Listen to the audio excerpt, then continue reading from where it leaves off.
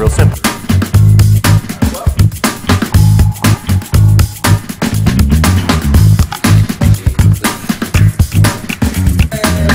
No pictures. We started to have this discussion in the office. Actually, it kind of broke out into two-part: argument, debate, discussion. Some of the things I love about working here is that we have great discussions about where tech is going and where tech has come from. And in this discussion, we were asking each other, or actually kind of maybe pontificating a bit, discussing about what exactly makes an Ultrabook an Ultrabook. Is it what Intel or the manufacturers say are the specifications for an Ultrabook, or is it what the consumer is looking for in performance and the next wave in technology? So I'm going to cut now to that great discussion, and I'll be right back. In other words, we cannot just be adding features to say that this is somehow optimized for Ultrabook unless we know what the nature of the Ultrabook is, and there seems to be some serious confusion here. So what is its nature? I don't think it's a keyboard. I don't think that's its nature. And I think if you go to the Ultrabook site, Intel, what they say, these are what the manufacturers have to do to have the Ultrabook trademark, right? So if you look at that, they have a list of all the different things. Ivy Bridge, which is the new one, has to be accelerometer, has to be GPS, solid state, long-lasting battery, certain dimensions of size. It has to have an accelerometer? I think so. Does the previous Ultrabook have an accelerometer? Well, maybe they're changing it. Maybe okay, cut that out. No, I think it's part of the question. I think you guys... This is the kind of thing, though, that you go to the public and they go to Best Buy. They've heard about the awesomeness of Ultrabooks. Mm-hmm. What is that awesomeness that they're looking for? I think that's more important than, frankly, the technical specs. Exactly. So what do they expect out of it? So the Asus we had, and this one, and the things I'm seeing people talk about is the long-lasting battery. Right.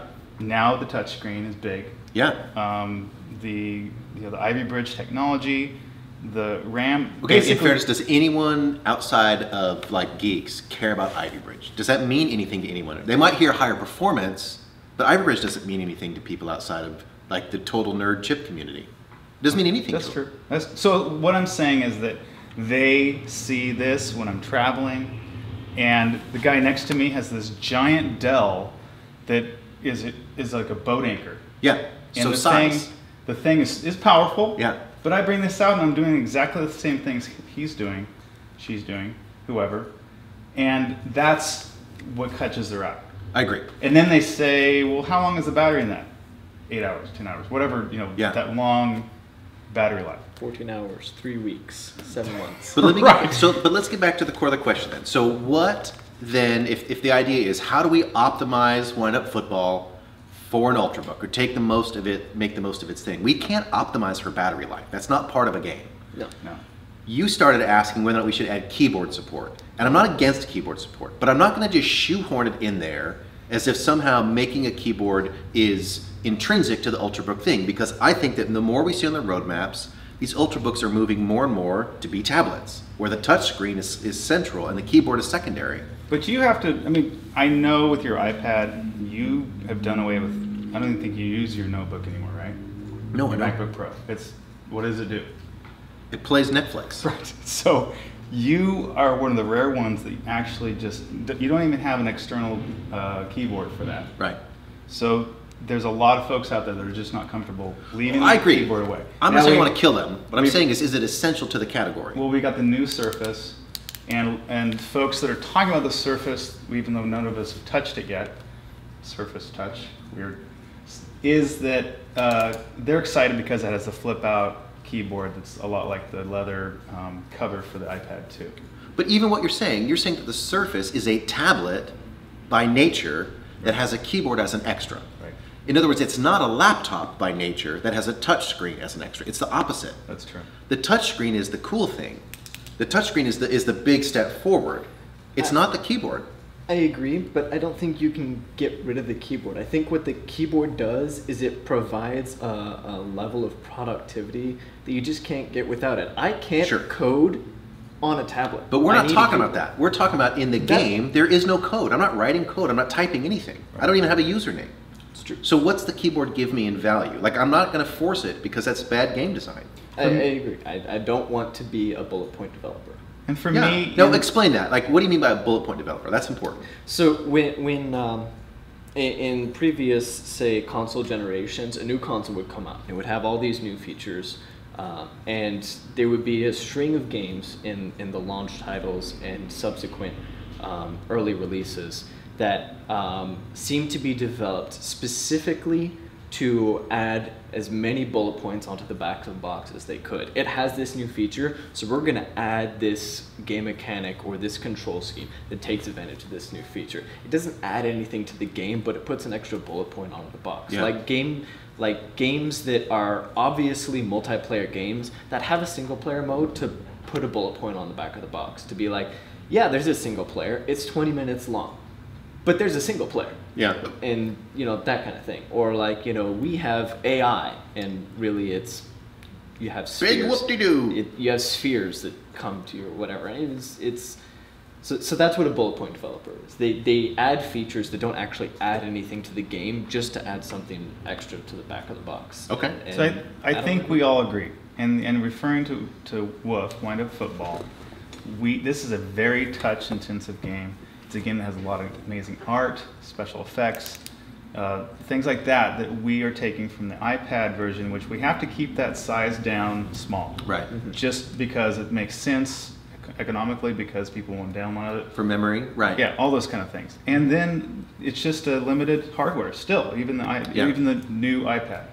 So with the Ultrabook, what we're pushing is performance. Horsepower, yeah. Horsepower, using more particle effects. We go Guys into that in the more. stands, like more features, more visual eye candy. More flair. More pieces. More More cowbell. flares. In fact, that's what we need. We need more copies of Flare on the stage with rockets flying everywhere. Yeah. But I don't think that a keyboard is necessary for this game. I think you're right on that. I do think the idea that Ultrabooks are moving towards tablets to get rid of keyboards completely, I think is completely erroneous. Okay. So, and because the way that I think about the Ultrabooks and the way that I think the public is going to think about Ultrabooks is that they are the first truly mobile productivity machine. I mean, laptops before were mobile in the sense that, they weren't, tied to a desk, but they still had to be tied to a wall outlet. Ultrabooks don't have to be, but they still have the same horsepower. They still have the same ability to produce as an actual honest-to-goodness machine. And see, I think that so long as it's called an Ultrabook, it's tied to that legacy, basically to laptops, right? It's a better, faster, cooler laptop. But I think that where it will go, because I think the whole market is going here, is towards the tablet feature, because it's more portable, because the simple fact of taking the keyboard away, or at least making it optional, or making it really small like on the Surface, that makes it more portable by definition. It's frankly just less material that I got to carry around and less power I have to support. But I say that in the same way, not like laptops will ever go away or that keyboards will ever go away entirely, but only that they will become secondary and optional. In the same way that I don't think ebooks are going to take over paper books, just paper books are going to become more rare. I think it's really interesting we're talking about this now. I think 3 years ago, our friend Bob Duffy, who is the community manager at Intel, he wrote a blog post about the mouse, the end of the mouse. Yeah. And he had people coming out of the woodwork, freaking out, that were like mice. I don't know. Like zealots. Zealots, and it was amazing to see the comments. So now we're talking about keyboard zealots. But well, it's zealots, okay. So the biggest thing facing computing right now, the biggest problem is interface. Yes. It's all of the stuff that gets in the way of me doing what I want to do with the computer that can do it. And that is all the places like keyboards and mice. They work, but they're less efficient than they could be. And I found that, and I talked about this, I think, on one of the judges' sites. He had written about his first experience with the new Ultrabook, was that it's becoming very natural to go from the screen to the keyboard to the touchpad, but anytime I can interact with it on touch, I will. Right. If there's a little too small of a region that I'm trying to get to, I'll go to the mouse. But I tend to go to the screen. And I think that you're going to see exactly that experience becoming more frustrating to people, because now the mouse will be the kind of thing where I'm like, that is bad design. That element being too small for me to touch is simply bad design. Sure. I don't want to have to do this again. Right.